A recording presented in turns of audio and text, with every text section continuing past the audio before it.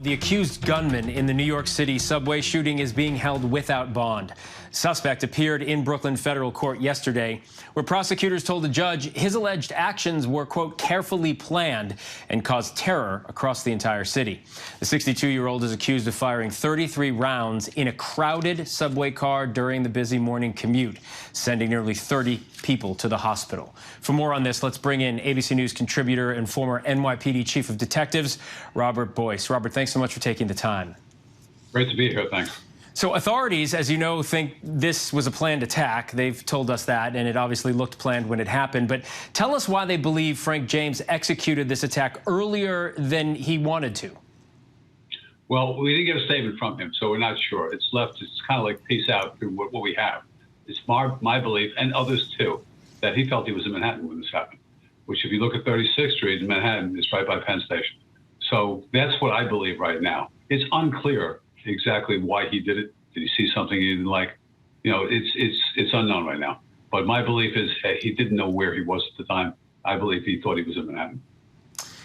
We know the suspect had a storage unit in Philadelphia and stayed at a hostel in New York City. So are there any details on where the suspect is from that you know of?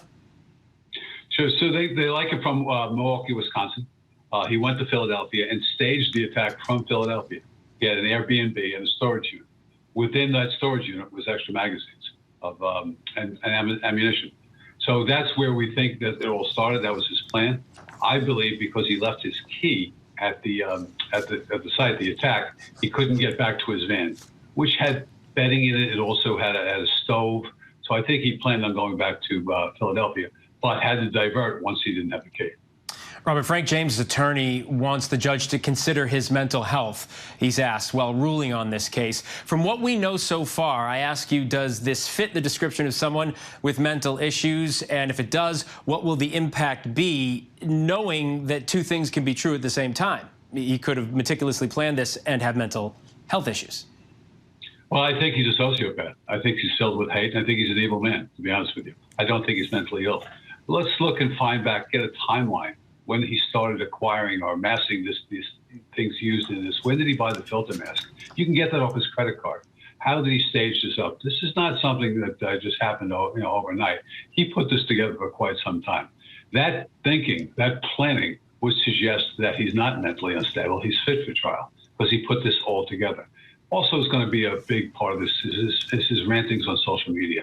You see this hate coming back, this racism coming through. All these things go to a mindset that's not bent on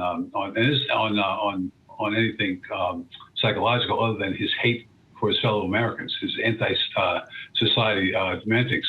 So you'll see what goes on. He had to acquire these weapons, put this all together, get the clothing that would indistinguish him among the crowd as a working man. This is not the workings of someone's insane. All right, well, there will certainly be a lot of talk about that. Having said what you feel on the subject, I still want to ask you this question because it's an overarching question that so many New Yorkers are thinking about. Scary on the subways over the last several years. We've heard about the resiliency of New Yorkers, but there are real safety concerns.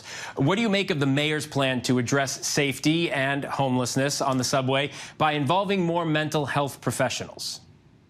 I think it's a good idea, but it has to be led by the police department because there are people down there in the subways walking about. They can't take care of themselves. It's not fair to them either.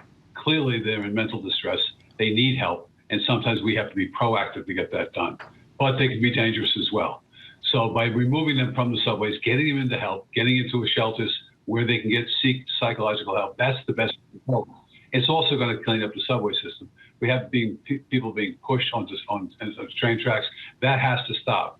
He has to make this city feel safe to use the subway system again. And I think he's on his way. I think he has garnered the political will to do so. So I'm all for it. All right, Robert, thanks so much for your expertise and always your time. We appreciate it.